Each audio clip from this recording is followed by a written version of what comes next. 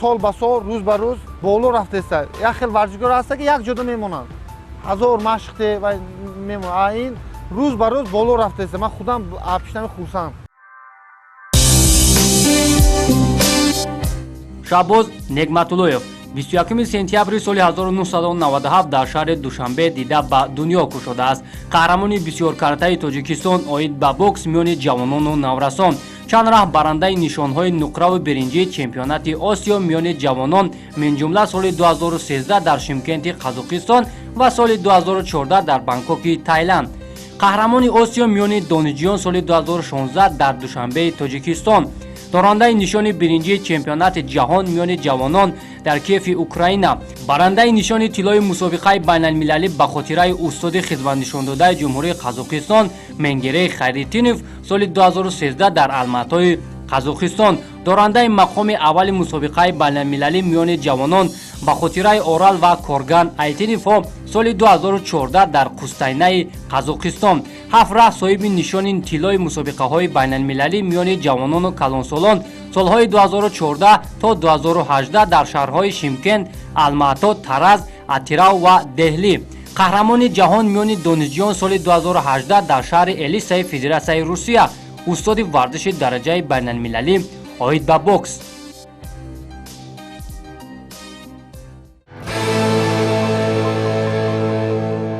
салом арз мекунем хидмати шумо бинандаҳои телевизиони варзиш ва дустурни ҳамешагии барномаҳои мо ва боз ҳам тариқи намоиши навбати ифтихор лобалои ҳам ҳастем ва меҳмони барномаи имрӯзаи мо Шабоз Негматуллоев аст, як муҷзани бисёр тавонои кишвар. Шабоз, хуш омадӣ ба барномаи имрӯзаи мо. Спасибо за то, что сегодня позвали, за то, что дали возможность мне дать интервью, передать людям свои знания, свой опыт, для того, чтобы мотивировать молодежь.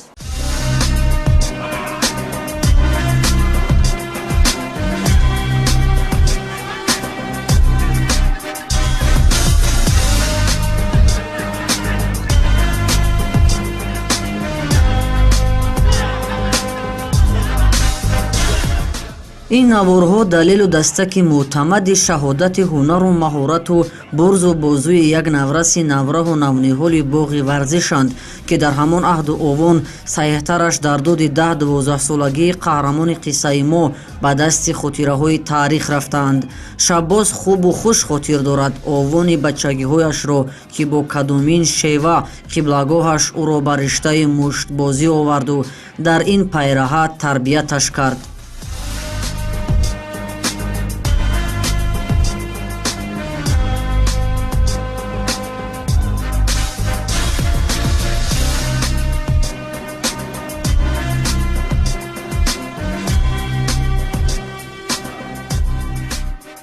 ва Шабоз, то ҷое ки мо дарак дорем, аз овони кӯдакӣ, яъне ки аз синни 10-12 солагӣ ба риштаи бокс омадӣ ва тамринҳоро оғоз кардӣ, албатта ки назди падари худат нахусин мураббият. Мешуд ки ба дигар риштаи варзиш мерафтӣ, яъне ки дигар варзишро интихоб мекардӣ ё падарат хост ки ба бокс равӣ? Знаете, с детства мой отец поступил очень грамотно, не стал меня сразу вот так нагружать, тренировать. Меня просто возили в зал бокса, я просто там игрался, ходил, смотрел на боксеров.